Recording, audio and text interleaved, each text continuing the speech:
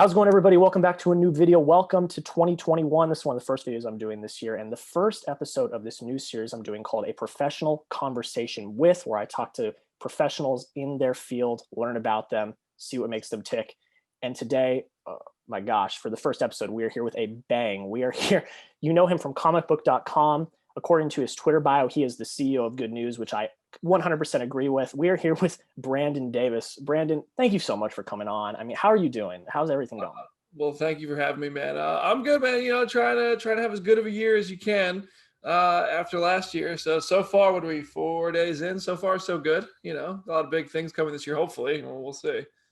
Well, that's absolutely fantastic, man. I wanted to thank you so much for coming on. And guys, if you are not aware, one of the reasons he's here is to talk about his new podcast, the Phase Zero podcast, coming January 15th to comicbook.com and anywhere you hear podcasts. We will be talking about that a little bit later, but I just wanted to get that up there on the top.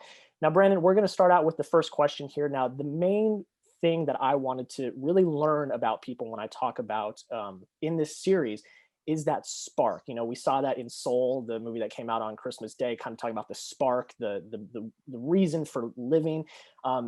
For you, we know you from comicbook.com and everything in the entertainment industry. What was that spark for you that started you down your career path? That's a good question. You know, I mean, I've always loved movies and television, and I mean, I like comics a lot too, but it was always more of a movie and television thing. I wanted to make movies and television, but I just knew, especially towards the end of college when it started to get real, like, you need to get a job now, kid, that I just wanted to work in the movie and TV world in one way or another. But I think for me, like the spark moment was more of a moment of realizing what I didn't want to do. And I went to a career fair. I went to the University of South Carolina. I think it was my junior year. It might have been my senior year. I did like 4.5 years, so I don't know what counts as what. But I went to a career fair, and I printed out my resume. I put on a suit that barely fit me. So I was a kid in college who didn't really care about wearing suits. And I went to this career fair, waited in line, like went inside, all the booths were set up, and I just felt so out of place. Like I was just like, I don't want to do any of these jobs. Yeah, and I don't think anyone else here does either. That's what I thought. I'm sure there were people there who found jobs that they really like and they really wanted, but I just felt so out of place that I had a hard time imagining anybody wanted to be there. I was like, I got to just go do something I want to do. And I ended up, the only thing I ever did at that career fair was pursuing like a internship / entry-level career, like a JCPenney's. And they took me in for interviews and they all went well, and they offered me an internship. And by the time that process was done, I had already started working on like just a TV show that just through a stroke of luck, just knowing the right people, getting introduced to the right people just by chance through friends. They were like, we want to get you a meeting with AMC to pitch your show. And I was like, yeah, what? And I just took that and ran with it. Like I switched into an acting class. I found kids who were into filmmaking. I decided like we were going to shoot the first episode of this thing I had like thought of. And like, I didn't even know if this meeting was ever happening. I just decided, you know what, if this happens, we got to have something ready other than just sit across from a table with people. I didn't even know what to expect. And one thing just led to another. And it just became like a thing that the school heard about and the local news heard about because I talked too much. And I don't even know if the pitch ever even ended up happening. It never happened with me. But I ended up going to the local news station. And while I was there talking about this thing that we were shooting, I said, listen, I watch every single movie that comes out every Thursday night. If y'all want like somebody to do movie reviews, I would love to. Because I don't know if I'm going to get a TV show. And I didn't. And they were like, yeah, come in. Can you come in on Friday at like 6 a.m.? And I was there 5:30 a.m. I was like, yeah, sure. So for like 6 straight months, I started doing free movie reviews for the Watch Fox station in Columbia, South Carolina. And then when that was finishing up, they offered me a full-time job, and I as a morning news producer. And I just realized I wanted to be on camera. I wanted to be talking to people. I didn't want to be producing the show, which was a hell of an offer to get out of college. Like I didn't even know what it meant because I wasn't a journalism major. I actually called a friend who was, and I was like, well, what is a morning news producer? And they're like, they're giving you the whole show to produce the show. And I was like, yo, I don't like, that's crazy. I accepted it, but I also emailed Comic Book and I was like, listen, I didn't tell them I had the full-time offer. I just said, I want to make videos for you guys if you guys are open to it because you don't have any content. because I want to be on camera. I want to talk to people. I want to like not only talk to the people who make the movies and shows that I love watching, but talk to the people who watch them. Because like I've been that person for the longest time. Like I just want to build that community. And they, I don't think the pitch was as well worded back then. I had a lot to learn, but for some reason they hired me.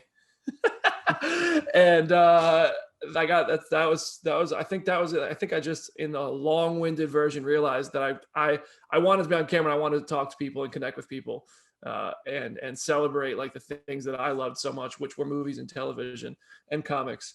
And that was really what led me to this point so far.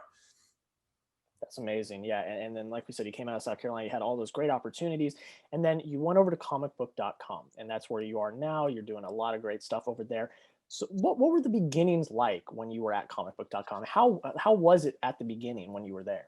Man, I was not happy. Like I had a really hard time. It wasn't what I thought at all. Like, and that's just because I was 23 years old. Like I had just graduated college, and in Columbia, South Carolina, like I knew everybody in the town. Like, I mean, I had friends who were teachers, friends who were athletes on the sports teams at the school, friends who worked at restaurants, friends who worked at bars, friends who worked at every store I walked. Like, I just knew everybody. Like, I could have run for mayor in Columbia. I loved that city. I loved the people there. And then I moved to Nashville, where Comic Book was based, and I didn't know anybody. And the job was very different back then. Like, I thought it was just going to be, all right, we're jumping in. I'm going to be interviewing James Gunn. I'm going to be doing this and that. And I was just putting mail in envelopes, and I was like writing addresses on packages. And it was just a smaller brand back then. There was only 4 people for us. We used to have a little corner space in a bigger office of a bigger outlet, that we would just had like one little pod of desks, and there was 4 of us. And I would just kind of write a few articles each day, and then just do whatever else they needed, whether that was moving stuff or mailing stuff or whatever. Like I just was the new guy. And I had to really kind of claw my way into it to the point where it was like, we're not in LA. We're not getting invited to things in LA.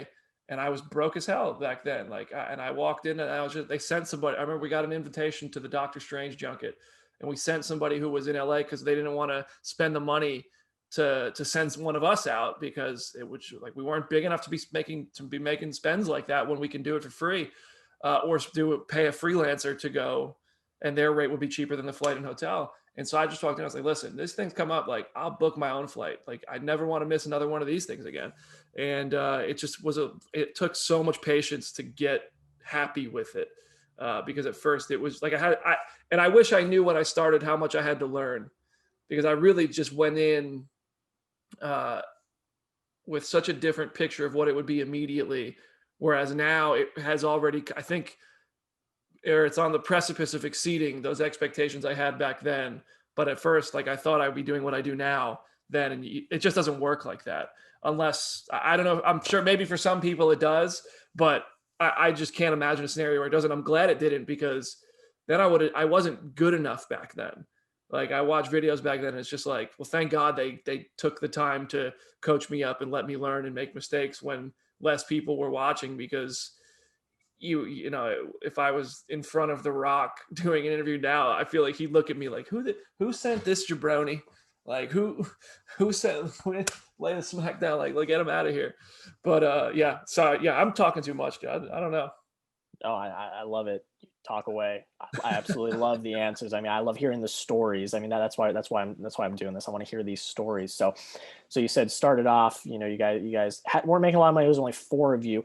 So what was that point for you guys when it really started to take off? Because I believe, looking at it, you guys are now owned by CBS, the big CBS company. So what point did it really start to, you know, you guys see like, oh, this is actually kind of taken off. Like we might have something here. What was that moment for you guys? Yeah, man. When the company sold to CBS, that was like a real nerve-wracking day for a lot of people, because we had like we were an independent company, and you know there was like some investors and like our CEO, and we didn't know, you know, are they going to change personnel? Are they going to what's going to happen? And not much changed really. It pretty much stayed status quo for the most part. Some like corporate procedures were put into place and stuff like that. And I think maybe we got a little bit more of like a budget to go travel if we needed to, but we had to just justify expenses more thoroughly. But I would say before that, really, like I think probably like I would want to say like 2017, 2018, around that time, like when I'm trying to think of like the first few big events that we really got included on. I think the like when I developed a great relationship with Warner Brothers. That was one of the first studios that I personally started to develop relationships with publicists, which are just like it's crucial to have those relationships and to talk to everybody in the industry. And Warner Brothers and Sony started treating us really well, and Disney was one of the later ones to come around with consistent invitations. But we just the Aquaman. I think Aquaman. I hosted the Aquaman premiere on behalf of ComicBook.com for Warner Brothers, and that was kind of like, and that was after I think the first set visit I had was Justice League, and it started to become a snowball like really quickly. Like we got invited to Civil War, but we didn't get invited to do interviews at Civil War. We just got invited to the press conference and to the movie, and we didn't get invited to the premiere or anything. We just got invited to watch the movie the day, like a couple weeks before it came out, and go to the press conference, which pretty much every press, it's pretty welcoming to the press. They allow a lot of people into the press conference. And then it was like, okay, so that was, I think, 2016. And I was like, I want to be doing the interviews. And I think the first Marvel movie I did interviews for was Ant-Man, but we didn't do on camera. They wouldn't give me a TV spot at that junket. So I had to do all my interviews, and I was recording the audio on my phone. I was doing voice memos.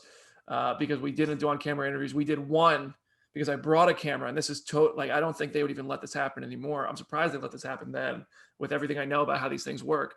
Peyton Reed, the director of Ant-Man, agreed to do an on-camera interview, but like you don't bring your own camera to a junket. You walk in, you sit down, it's all set up, and you walk out, and they give you a memory card. So they just keep it running. But I brought the camera, and I interviewed Peyton Reed on camera, and that interview really like just put up numbers. So I think after that interview, they started bringing us into new TV stuff. And I think the thing that really allowed me to prove myself what I was capable of was The Walking Dead, without a doubt. That cast and crew and the people at AMC really, really like welcomed me and comicbook.com in and gave us, I mean, on a weekly basis, we were getting interviews over the phone because it was like the show was on. So there was no like event. They were all over the phone. And then, I started doing when Facebook Live came out. This was so bad. Oh man, I wanted to do these live shows, and we didn't have the technology to like what we're doing right now. And then broadcast that, especially in a live format. And I was the only person I was a one-man video team back then. So I would Skype in with like Josh McDermott, who plays Eugene, or like Ross Marquand, who played Aaron, and various people from Walking Dead. And I would put a monitor, like a secondary computer monitor, wired to my computer, and have the Skype window on the monitor, and then my phone on Facebook Live leaned against my computer, talking to them, and so you could see the person and you could see me. And that was like, those were putting up numbers. So it was like, it looked terrible, but people watched it. And it was that The Walking Dead and the evolution of that show till we got a studio and got to do it properly was what really kicked it off. It was definitely Walking Dead. I should have started with Walking Dead because that's what I owe everything to Walking Dead and that cast and crew and publicity team taking me in and allowing me to prove what I could do. And then it snowballed into movies and stuff. Yeah, I love that story so amazing. I love that story so much. That's awesome. And The Walking Dead has a really big like cult like following, so that makes a lot of sense that it would blow up like that because people want to see that content. I mean that's absolutely amazing. So we're gonna jump a few years into the future, more modern day. So you know, this question is something that I've wanted to know since these two big films have happened. And I see you got the Infinity Gauntlet in the background. I absolutely love it. Infinity War and Endgame were just cultural just events. It wasn't even just a movie; it was an event. And Yes. it transcended just comic book fans or, you know, the film fan community. Like it was everyone in the world wanted to see what was happening in the MCU at that point and now beyond. How, just from what you've seen since those movies have come out, how has the coverage of all the Marvel news and the MCU news, how has it changed ever since those two films? Because now there's a heck of a lot more people that are interested in this than what there was before. Yeah, man, it's just become like you have to cover, like outlets have to cover it. Uh, and it's just like if one of these actors signs on to a movie, they're at their press junket, they're going to get asked about the Marvel movie or the DC movie too, just because comic book movies in general have become that big. Marvel seems to be more in line with the mainstream thing that people respond to the most in by quantity and audience. Um, and it's just like for us, I mean, we cover it all. I mean, like everything. It's just when those movies came out, it was just you can cover an interview, you can cover what an actor said, you can cover an Easter egg from the comics. Expert knowledge came into play a lot. Um, Research, it requires more research because there's so many Marvel. I haven't read every Marvel comic. I don't know everything about Marvel comics. I know more than most people, I would say, but there's people in the industry who know more than me, and there's people in the industry who I might know a little bit more of, or there might be gaps. There's so much to know. Sometimes I'll go to these junkets and or on a set visit, and like Eric Eisenberg from Cinema Blend, he just knows. I mean, he knows comics and movies.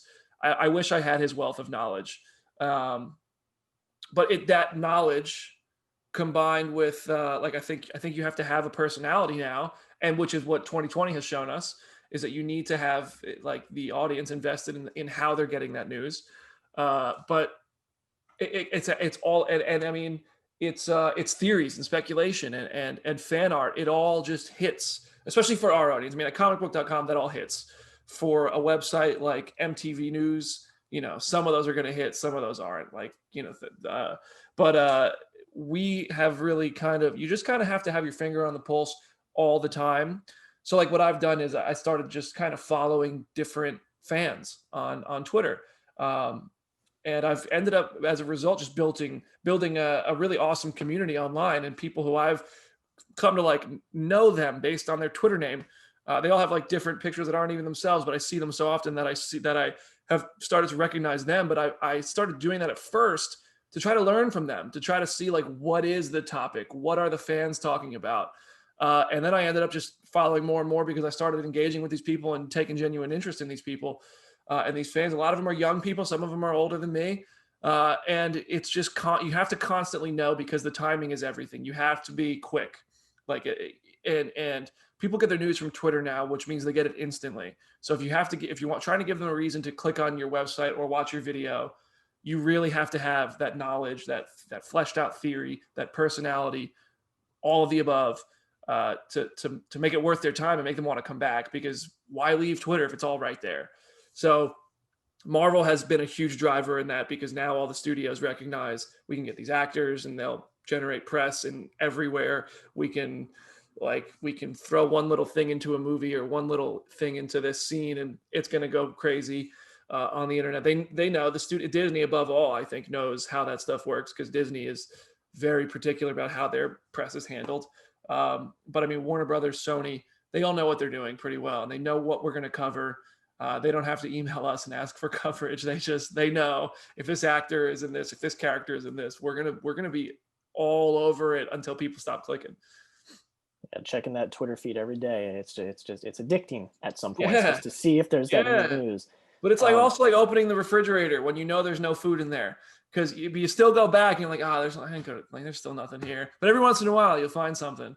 Yeah, Hell yeah. Yeah, because you could scroll and then like there could be, if you scroll that one more time and refresh, there could be that little nugget. Yeah, that it's very true. It's very true. So the entertainment industry in 2019 was on a high. I thought it was a fantastic year for movies. A lot of people that I have followed and looked have said that was a really, really big year for the movie industry. And then 2020, COVID hit, everything just everything stopped. All the movies that I was anticipating last year, I'm now anticipating this year. It was crazy. So, and I've asked this to a lot of people in different industries because I've been so interested to hear how did you guys have to adapt, and how did you in particular adapt, find ways to make content when there was really no in-person human interaction at all this past year? Man, it was tough. It was a little scary, like, to be honest. Like, so many outlets downsized or laid off or sold or shut down. And we at Comic Book were just unbelievably lucky to weather that storm. We've actually grown during this time. Our monthly visitors has increased. And I think that's because people are home and people just need stuff to look at. But we've just made it a point to just drill out as much content as we can. And it's just required just pivots, and it's all very reactionary to like, just as news comes out, of course, that's priority, but it's creating new opportunities. Like when we first started, it was like, oh, this is gonna be for 2 weeks. We're gonna be home for 2 weeks. We'll be right back. And for me, I was on the road 3-4 nights a week. I was very, very rarely home. I rent a room out in my house to one of my best friends. And when we moved in here, I joked like, congrats, I bought you a house. Cause we both know I'm never home. And then all of a sudden I was home all the time. So that was on a personal level. That was one of the hardest things. Like this summer, I mentally was just like, man, this sucks. Like what? This is not my life anymore.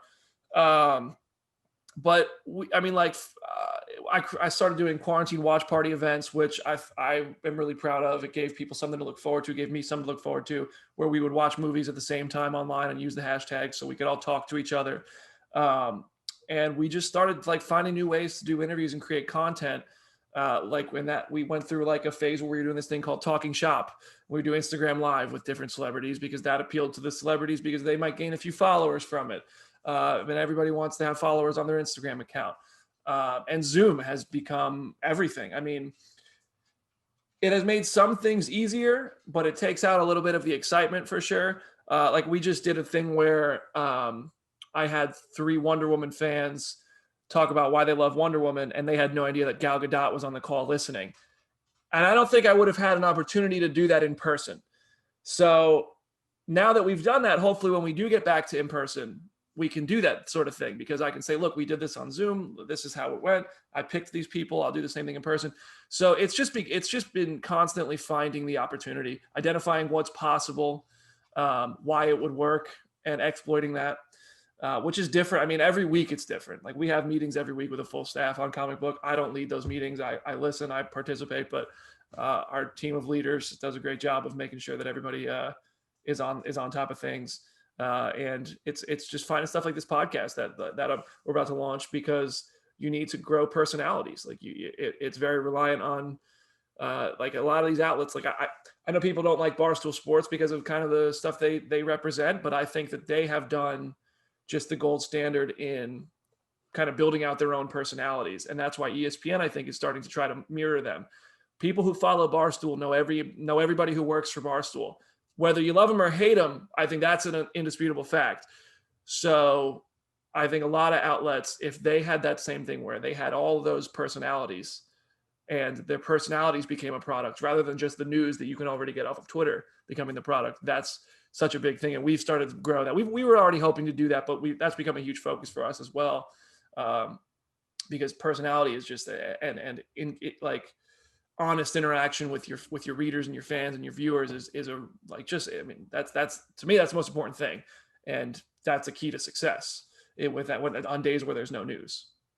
Absolutely, and I love that Wonder Woman video. It was absolutely it was a lot of fun. Hey, dude, the whole team was crying when we were doing that. Like they were messaging me on Slack, like I'm crying right now. Yeah, it was awesome. So I'm going to pivot now. I was going to ask this a little bit later, but you brought it up. The Phase Zero podcast. This is the big thing that's coming out. So I just kind of wanted, for the listeners, the viewers, just you're starting this new podcast. It's coming out January 15th. Comicbook.com, anywhere you can hear podcasts. So where did the idea come from? What is the concept, and what can listeners expect from this new podcast series you got coming out? It's interesting. We first wanted to launch this podcast in October of 2019. And we had a bunch of different names for it, like the Oh Snap podcast, or we had a couple different ones. But Oh Snap, I think, was like the second place finish. We were about to call it Oh Snap, and then Jim Viscardi and I were sitting in a meeting room, and I was like, what about Phase Zero? And he's like, yeah, okay. I was like, I like that. Let's do it. So we started getting ready and kind of bouncing ideas and developing the idea for the podcast back in October of 2019. And it was always going to be a Marvel-centric podcast. It's going to cover all things that I and the other hosts are interested in, because I like to think of ourselves as the target audience. If we are interested in it, then our ideal audience will be interested in it. So that means Marvel, DC, Walking Dead, if it has something big happen, Peacemaker, the Suicide Squad, DC, the Batman, all those things. But it's going to be very Marvel at its core. And that's because I feel like I'm passionate about Marvel. I have the knowledge for Marvel. And I think I have more Marvel comic knowledge than I do DC comic knowledge. And I have plenty of DC knowledge, but I see what people talk about on Twitter. And I'm like, all right, I got to learn a little bit more before I would try to profess myself to be a DC expert. And so we didn't want to launch it in October of 2019 because I was like, dude, the next Marvel thing is Black Widow in May. Like, what are we going to do with a weekly show with no content to talk about until May? So they kind of held it off, and I convinced them to hold it off. And then we were like getting ready to launch it in March, a couple months out of Black Widow, because we were going to have exclusive stuff that we could break. And I was like, all right, let's launch it with this embargo lift or with that, whatever. And right as we were getting ready to launch it, everything shut down. So we were like, all right, well, we don't know if Black Widow's coming out. We don't know when anything's coming out. Let's hold it. And now, we have the Disney Plus shows coming out on a weekly basis. So we'll always have something to talk about. Production is back mostly. So plenty of stuff to talk about there. And it's going to be it's going to be a very laid back, fun kind of voice of the fans podcast based around Marvel stuff. And hopefully just like do stuff that like talk about the stuff that I know that like Stan Twitter likes to talk about. Maybe talk about some ships, some silly stuff, and start some arguments, because I know those always go really well. That sounds great. And again, guys, Phase Zero Podcast, comicbook.com, anywhere podcasts are heard. January 15th, make sure you guys all go listen. I know I will. So now, I just thought of this in my head right as I was about to say it. I am now going to interview you about interviews, because I think of you as like the king of interviews. I always see you on social media interviewing this celebrity. I mean, you mentioned The Rock earlier. Your buds with The Rock. So I wanted to know, and you kind of mentioned this a little bit earlier. When did it really start to become like a thing where you were like, hey, I want to really get these like big interviews? And you talked about it a little bit earlier, but kind of what was that kind of beginnings to getting these really big time interviews with these celebrities? Well, definitely like pre-day one, I wanted to do the biggest interviews. I just thought I was ready for them, and I wasn't. I want to do the max possible thing from the beginning, and sometimes you don't need to start at the max. You need to work your way up, and I'm glad I did that. Yeah, I mean that's that. It's just like the benefit to talking with so many celebrities, on top of being a fan and getting the opportunity to meet these people who I've kind of idolized for a long time, is just the being able to send that content to viewers. Like, it's just, I send that tweet with a clip that I'm proud of from an interview, and I love reading the responses and people being like, oh, this was funny, oh, this was a good clip, oh, thanks for that information. So, and of course that builds the comic book brand, and it gets traffic on, and that helps pay the bills. So it all just kind of complements each other. And of course, the bigger the interview, like if I ever get to sit down with Robert Downey Jr., that's an interview that I know everybody's going to watch, and I'm going to be proud of, and I'm going to want to have people laughing at and learning things from, and of course, building my own brands and the comic book brand. And, the bigger the interview, but you got to treat every interview like it is that big. Because like it is Robert Downey Jr. It doesn't matter who it is. If you're doing an interview, I think you have to treat all of them as if this is the biggest interview you're going to have. And sometimes I can't say I always do that. Sometimes I got to ground myself, because I've become so fortunate at comic book. Like, some of the people I've got to talk to, and some of them more than once. You like at Comic-Con, for example, it's a full Friday or Saturday of, I mean, I'll never forget. I think I had like a panic attack on a Friday morning at the last Comic-Con I went to, because I had, I think, like 18 interviews in one day. And like some of them had like up to 8 people in them. And it was just, some of the stuff was stuff that I hadn't even watched, because I don't find out about this stuff until the day before. So I prepare for some more than others. Then I go in and I'm like, the perfect example of this, I interviewed the cast of The Boys. Before I knew much about The Boys, this was an interview that got kind of, they told me about like 2 days before, but the day before was another full day of Comic-Con. So I didn't have time to prep for The Boys interview. So I did I didn't prep for it as much as I would have in any case, in any normal circumstance. But at Comic-Con, sometimes you got to pick and choose where you prep, especially when it comes at you so late. And I did some quick Googling. I wrote down some questions. I looked at the comic. I did like wiki notes, all those kind of things. And I didn't understand the concept of the show or the comic clearly at the time. I thought I did. And The Boys ended up being like my favorite TV show. Like, it's so good. And I go back and I watch that interview, and it's so clear that I don't know what I'm talking about.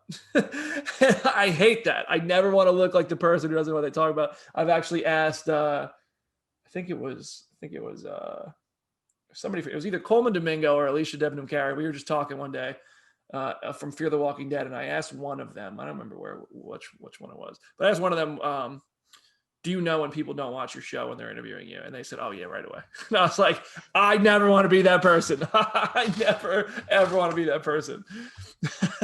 That's awesome. So I also, that actually brings me right into my next question. So, research is such an important thing when you're getting ready for an interview. So not on an 18 interview day at Comic-Con, on a regular, you're going to interview somebody. What's the first thing you do when you are prepping an interview? What's the most important first thing that you have to do when you're getting ready?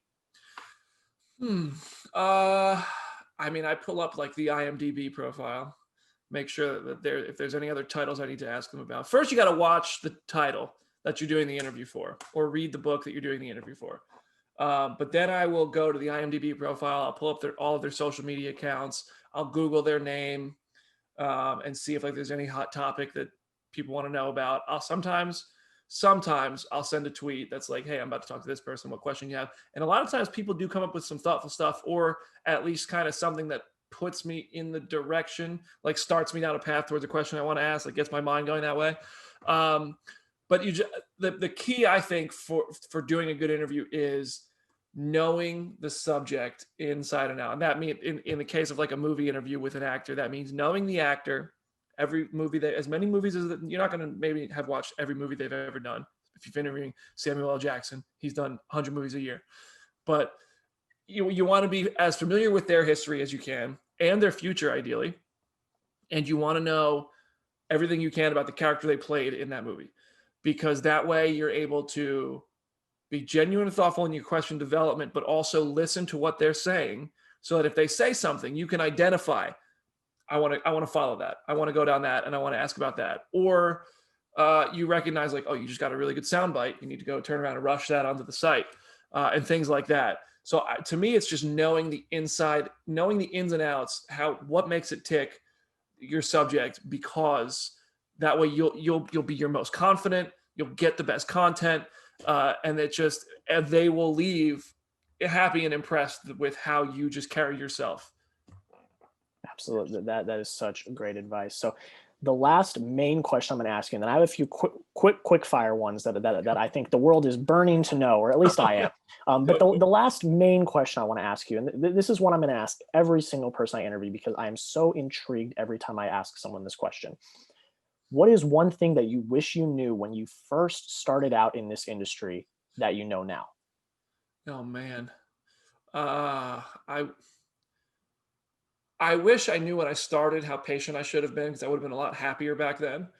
But also just like, I wish I knew how much more you have to learn. Like, and now that's something I understand. Like, I know now that when I walk into a room to do an interview, or I walk in to shoot a video that's scripted with my team, or I just am producing any sort of content, it's not the best thing in the world. Like, it's not like people are going to worship this video just because it exists. You need to give them a reason to watch. You need to keep growing. You need to listen to people. You need to get feedback, and you need to like look at what works and be realistic about it. Just because you start doing something and you really like it and you're really proud of it, that doesn't necessarily mean it's going to be a huge success. And from a business perspective, like, and that's, at the end of the day, it sucks, but this is all a business. And fortunately for me, I have been given a lot of creative freedom at ComicBook. I've been given a lot of great opportunities, but along the way, I've picked up that business of it. And I've picked up that I recognize I need to write a lot of articles to supplement the amount of time I put into these videos, because articles are where we make a lot of our money from the ads on the site, and the videos supplement that. But we need to keep both engines going. But yeah, I think just knowing, like, pay attention, learn, and just like be more willing at the beginning to be that way. Don't be a dumb 23-year-old who thinks he's still in college, like, and that your shit don't stink. Like, it does. It stinks. I watch videos of myself back then. I'm like, why'd they hire me? That's awesome. Such great advice, such great tips. All right. So I've got 9 quick fire questions for you. first thing that comes into, it doesn't have to be the first thing. I want to actually know the real answer. All right. I want to know the real answer. So the first one that I have for you, who's the favorite person you've ever interviewed? The Rock or Will Smith. Okay, great. Favorite movie that you wish you could have seen in theaters, but you didn't get to? Oh, favorite movie I didn't see in theaters. I wish I got to. Probably Creed. Oh, great. Or Lord of the Rings. Okay, yeah, those are good choices. All right. Infinity War or Endgame? Infinity War is a better movie. I like Endgame more. Great. What is your most anticipated movie of 2021? The Suicide Squad. What is your most anticipated Marvel project for this year? Loki. TV or movie? Loki. Loki and Shang-Chi. Awesome. What is your favorite movie of all time? Oh man, it depends on the side of the bed I wake up on. Like maybe Inception, Guardians of the Galaxy. You can list a few, yeah. The Avengers, Pineapple Express, The Dark Knight. Oh God, Austin Powers. Oh man, I don't know. That's tough. That genuinely fluctuates. Like it really goes back and forth. But those are some of my favorite movies. Great. What was your favorite movie of 2020? Bad Boys for Life. Great movie. Now I got to ask you a sports question. I know you went to South Carolina, SEC. College football playoff championship is happening sometime within the next few weeks. I mean, with the news about Ohio State, it could be delayed a little bit, but Clemson or Alabama, are you back in the SEC or are you against the ACC on this one? Oh, I'm against the ACC all day. I am. I think I would like to see Ohio State win it all because I hate Clemson so much that I'm happy they had beat Clemson. But I think Alabama is just too strong, too sound of a team. I think, but if Ohio State wins, I'll be the happiest. But if Alabama wins, it's like cool, the SEC won. That's a great way to put it. All right, my final one, and this is the one that I was really excited to ask. What is your best pitch? If you got to sit in front of Kevin Feige and pitch him a Nova movie, what would be your best pitch for a Nova movie starring yourself? I'll tell you this. I think I would just pitch the opening scene of the movie and it would sell 1 million tickets because it starts out with Richard Rider looking like he's just like on Earth, but he's not, but you think he is. And he's just chilling. He's like got his Nova suit on, like the Nova Corps suit. And all of a sudden you just see everything around him starts getting destroyed. And when the wall behind him falls down, you see that it's Xandar, and you find that Thanos is there destroying Xandar and killing everybody on there. And everything just gets destroyed by the Power Stone when he obtains it. And you see that Richard Rider is the only person who survives Xandar. So that way you could put Thanos in the trailer. You could have the movie open in like the pre-Infinity War prologue. And you can then go on to have it take place during the blip and have Richard Rider learn how to become Nova. He inherits the power of the Nova Corps. He starts kind of having that inner monologue with the world mind, and he starts going out and rescuing people who need it in the wake of Thanos' destruction during the blip. And then after everybody comes back, he's like, what do I do? All these people just reappeared. I don't need to be here anymore. That's how the movie ends. And then, no, we need you. We need you on Earth, buddy. Go back and see your fam. Kevin Feige, give him all the money. Oh my gosh. That is but absolutely. At one point, you need the comic book panel that I think the line is, I think this is like, I forget who wrote this one. I think it's Abnett. He's walking towards one of like Annihilus's aliens, and he just destroyed the alien's ship, and he's walking through the fire, and he's looking at the guy just marching at him, and he's like, let's review. Your ship is toast. I'm Nova. You're dead. And I'm like, yo, that is the best, most badass moment for Nova. That needs to make it into the movie. And if it doesn't, the world should riot. Oh my gosh. Recapping for everyone, Phase Zero podcast, January 15th, comicbook.com. Anywhere you can hear podcasts. Brandon, thank you so much for taking the time to sit down with me today. I mean, this was really a treat. I really enjoyed it. And good luck to you, man, in the future. I mean, I'll be listening. I know everyone else will. And let's hope you get that Nova movie, man. I'm sure, man. That'd be something. I think like 10 people signed the petition. So really it's Disney's loss if they don't, huh? But no, dude, thank you. Thank you for having me. And I can't wait to see how this comes out. I look forward to watching your future professional conversations, man. Great. Thank you so much.